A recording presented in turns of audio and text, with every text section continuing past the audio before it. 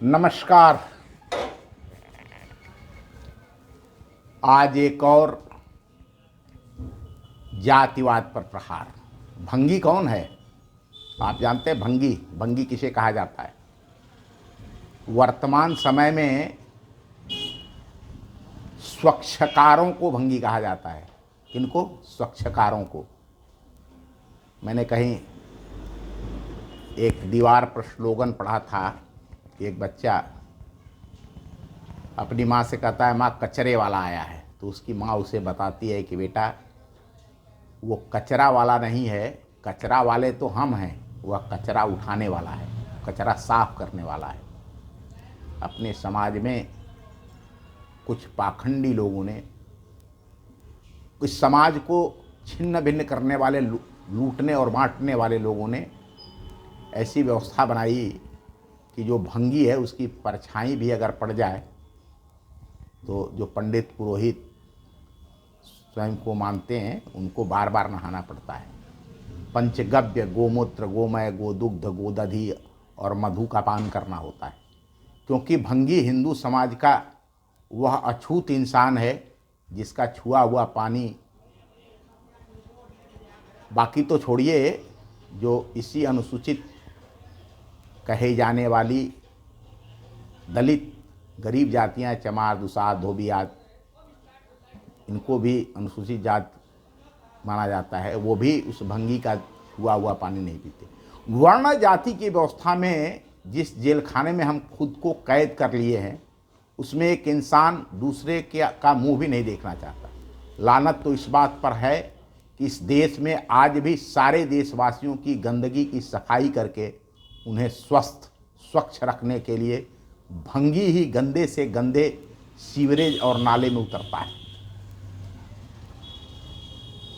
खैर, शुक्र है आधुनिक युग में हुए विकास का कि आज सभी छोटे बड़े होटलों, शादी विवाह की कैटरिंग में खाना बनाने से लेकर खिलाने का संपूर्ण काम भी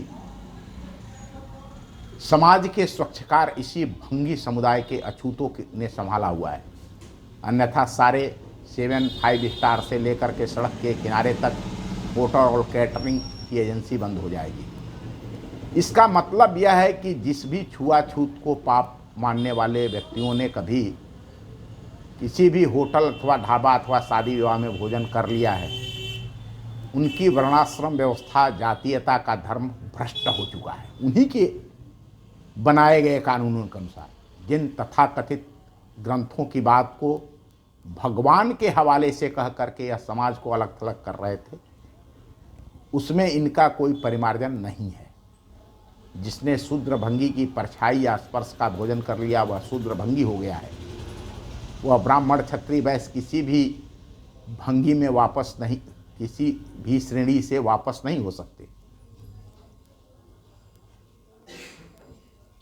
ये सच्चाई है। आइए अब हम आपको भंगी शब्द की उत्पत्ति के बारे में बताते हैं कि भंगी शब्द आया क्या, कहाँ से। भंगी शब्द की उत्पत्ति हुई भंग से हुई। भंग, यह भंग विशुद्ध आध्यात्मिक शब्द है। भंग का सामान्य अर्थ होता है टूटना होता है। अध्यात्म में अष्टांग योग, ध्यान, साधना, कुंडलिनी जागरण, विपश्यना में एक अवस्था होती है जब साधक का संबंध शरीर से भंग हो जाता है। वह वायु रूप में पंच महाभूतों पृथ्वी, अग्नि, जल, आकाश, वायु में विलीन हो जाता है। उस साधक योगी को भंगी कहा जाता है। मैं सनातन की बात कर रहा हूं और उसी सनातन से उन पाखंडियों को बताना चाहता हूं कि जब कोई महायोगी अपने स्थूल शरीर, जो यह शरीर है, इस शरीर को छोड़ करके और उन पंच महाभूतों से कनेक्ट होता है, मिलता है,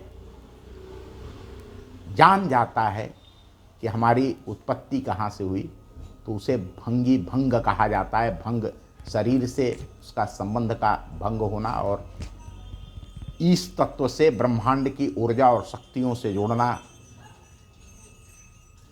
अरहत होना, बुद्ध होना, संत होना, सिद्ध होना। जब ऐसी अवस्था, ऐसे सिद्धों को भंगी कहा जाता है, ऐसे बुद्धों को भंगी कहा जाता है। ये ऐसे महापुरुषों के लिए जो शब्द प्रयुक्त हुआ भंगी, भंग हमारे अध्यात्म के अंदर, हमारे सनातन के अंदर, हमारे बौद्ध धर्म के अंदर, हमारे सूफी धर्म, सूफी संप्रदाय के अंदर, अब इस शब्द का प्रयोग जिसके लिए सभी सम हो गए, ऐसे परमहंस साधक संतों के लिए जो गहन अभ्यासी भंगी हो गए, उनके सम्मान में उनके लिए प्रयुक्त इस शब्द का संबोधन स्वच्छकारों के लिए करने का काम कुछ विद्वानों ने किया। बौद्ध काल के उपरांत विपश्यना के द्वारा भंगी पद प्राप्त करने वाले साधक भिक्षुओं को अपमानित करने के लिए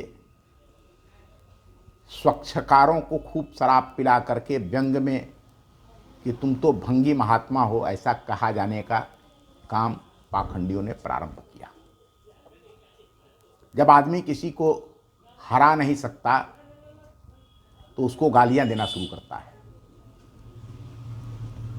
यह बौद्ध काल भारत के अध्यात्म का एक ऐसा कालखंड था जिस समय हमारे यहाँ अध्यात्म चरम पर था। आज भी आप जितने बड़े आस्था उपासना के स्थल देख रहे हैं, ये हमारे सिद्धों संतों भिक्षुओं की ऊर्जा से ऊर्जित हैं।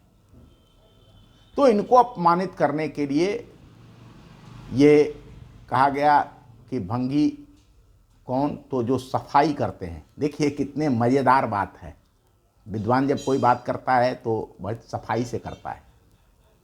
ये सच ही है कि जिस प्रकार से स्वच्छता कर्मी, सफाई कर्मी जिसे भंगी कहा गया, वह भी इस समाज के मल मूत्र गंदगी की सफाई करता है। और जिन्होंने अपने अंतर आत्मा की सफाई कर लिया है, जिन्हें समाज में को बदलने की जिम्मेदारी जिन्होंने उठा ली, ऐसे सिद्ध संत, वो भी भंगी। दोनों बात तो सही है, भंगी तो दोनों हुए, दोनों स्वच्छता कर्मी है। कोई समाज को साफ करता है, कोई संसार को साफ करता है। स्वच्छता दोनों का धर्म है।